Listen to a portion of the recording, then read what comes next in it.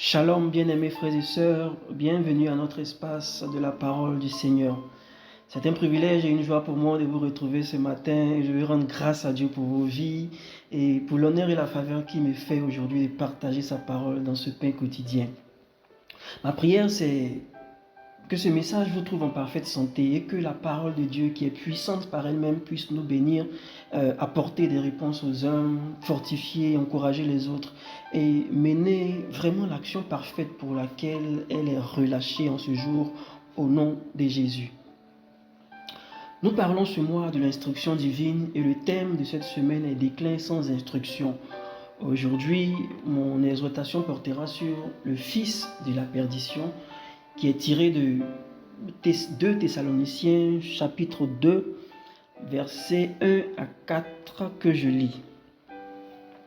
Pour ce qui concerne l'avènement de notre Seigneur Jésus-Christ et notre réunion avec lui, nous vous prions, frères, de ne pas vous laisser facilement ébranler dans votre bon sens et de ne pas vous laisser troubler par quelques inspirations, soit par quelques paroles ou par quelques lettres qu'on dirait venir de nous, comme si le jour du Seigneur était déjà là. Que personne ne vous séduise d'aucune manière, car il faut que l'apostasie soit arrivée auparavant et qu'on ait vu paraître l'homme du péché, le fils de la perdition, l'adversaire qui s'élève au-dessus de tout ce qu'on appelle Dieu ou de ce qu'on adore, jusqu'à s'asseoir dans le temple de Dieu, se proclamant lui-même Dieu. Amen, amen. Alors d'abord, je voudrais parler du contexte pour nous aider, pour nous éclairer, pour nous aider à comprendre. Paul ici parle dans sa lettre du retour de Jésus et des événements qui précèdent ce retour-là. C'est une lettre d'exhortation, d'encouragement, certes, mais c'est surtout une lettre pour répondre aux interrogations que les Thessaloniciens qui, on va dire, étaient dans une grande confusion concernant les événements de la fin des temps vivaient. Ils se posaient ces genre de questions-là. Pourquoi ils se posaient ces questions-là? Parce qu'ils avaient commencé à souffrir, ils subissaient des persécutions et en ces temps-là, donc ils étaient vraiment persuadés d'avoir raté l'enlèvement. Ils étaient persuadés qu'ils étaient en train de vivre, on va dire, le jour du jugement du Seigneur. Il faut noter que Paul leur avait déjà expliqué ces choses qui concernent l'enlèvement, qui concernent le jour du Seigneur dans une première lettre qui se trouve dans 1 Thessaloniciens. Il leur avait dit entre autres qu'il y aurait l'enlèvement des croyants et que c'est ensuite que des grandes souffrances seraient là pour ceux qui ne seraient pas enlevés. Mais ils ont été confus par la suite parce que des faux prophètes sont venus après raconter que Paul enseignait aussi que les croyants allaient subir ces souffrances le jour du jugement dernier. Donc, c'est Paul qui vient et qui vient leur dire que c'est impossible qu'ils soient en train de vivre les tribulations de la fin des temps. Pourquoi? Parce que l'Antéchrist n'est pas encore manifesté. Donc la lettre de Paul vient pour réconforter, pour encourager, mais vient aussi pour corriger l'erreur qui avait été enseignée en son absence. Et c'est cet Antéchrist-là qu'il appelle aussi le fils de la perdition. Parce qu'en fait, c'est un personnage méchant, un personnage malicieux, atroce, qui va venir pour accélérer en fait le processus de la perdition de nombreuses personnes. Il va venir pour anéantir, pour chasser, on va dire tuer, exterminer tous ceux qui sont fidèles à Dieu. Il va s'opposer à Dieu, il va s'opposer à la loi de Dieu, il va offrir en fait une fausse paix au monde, il va faire de fausses promesses et il va faire de faux miracles. Et puis grâce à sa personnalité charismatique, il va en fait réunir toutes les nations du monde sous sa direction.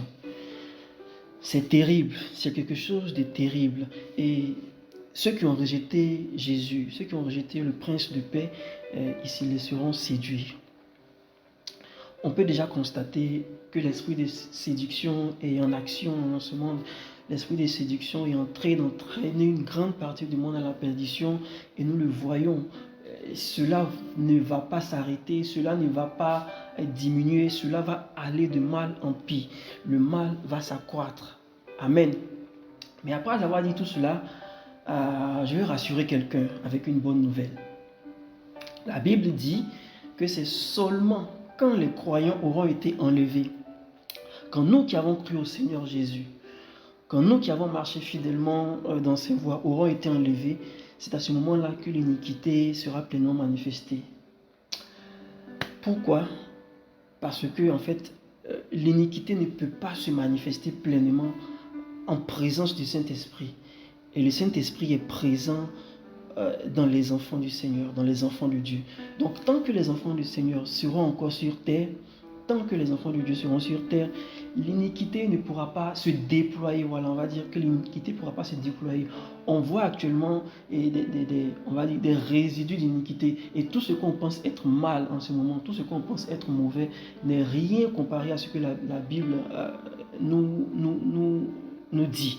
N'est rien comparé à ce que la Bible promet, entre griffes. Alléluia.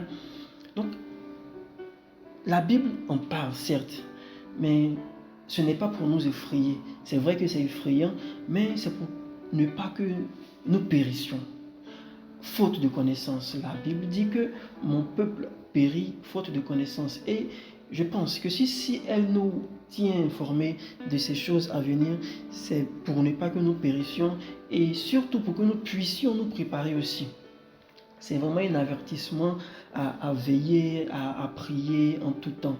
Alléluia. C'est pourquoi, bien-aimé, il est temps, il est important, et je dirais même il est vital que chacun d'entre nous soit sûr d'avoir accepté Jésus-Christ comme son sauveur et comme son sauveur personnel.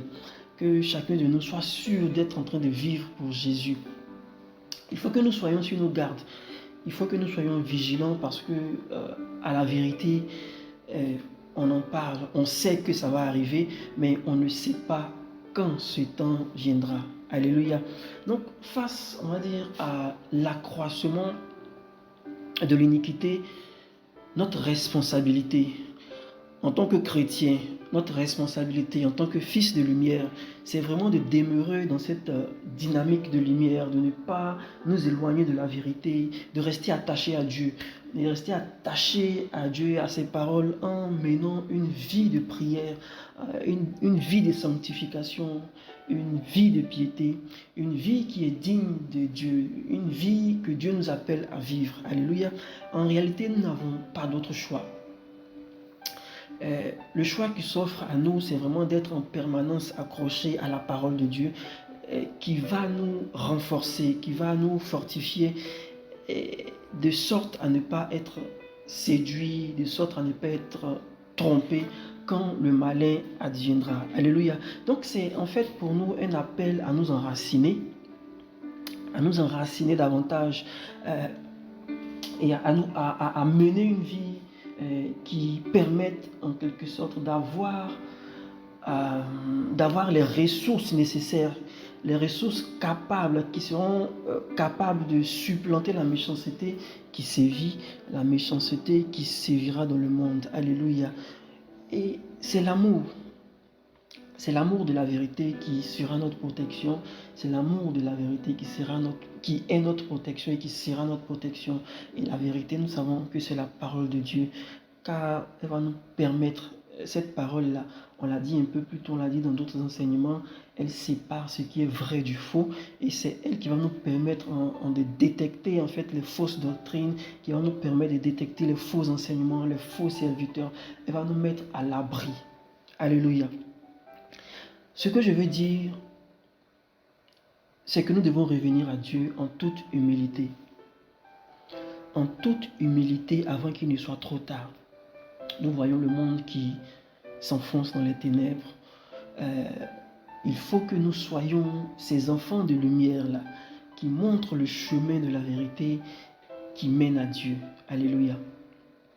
La Bible dit dans Psaume, « Ta parole est une lampe à mes pieds et une lumière sur mon sentier. » Pour dire que c'est l'instruction de Dieu qui va nous éclairer, qui nous empêchera de nous égarer. Alléluia. La deuxième chose, elle s'adresse à nos serviteurs qui parlons comme oracle de Dieu. nous avons aussi une responsabilité, et c'est une responsabilité de veiller sur les âmes, non seulement, mais aussi de veiller à ce que les âmes se souviennent des vérités bibliques, des vérités qui sont contenues dans la parole de Dieu, comme Paul l'a fait ici, quand il est venu rappeler aux gens ce qu'il avait dit, et il est venu apporter une correction à l'erreur qui avait été enseignée. Il faut que nous soyons à même d'apporter des corrections à ce qui est enseigné de faux aux âmes sur lesquelles nous veillons. Même après que nous soyons partis, il faut qu'il y ait ce suivi-là. Il faut qu'il y ait en quelque sorte cet esprit, cette façon de ne pas laisser les âmes livrées à elles-mêmes et toujours venir leur rappeler que la puissance se trouve dans la parole de Dieu, que la parole de Dieu est la vérité, la parole de Dieu est notre réconfort, la parole de Dieu est celle par qui nous vaincrons. Alléluia. C'est cette parole que je voudrais partager avec vous aujourd'hui et j'espère qu'elle vous aura béni. Que Dieu vous bénisse et que sa parole demeure avec nous toute cette journée au nom de Jésus. Pasteur Steve.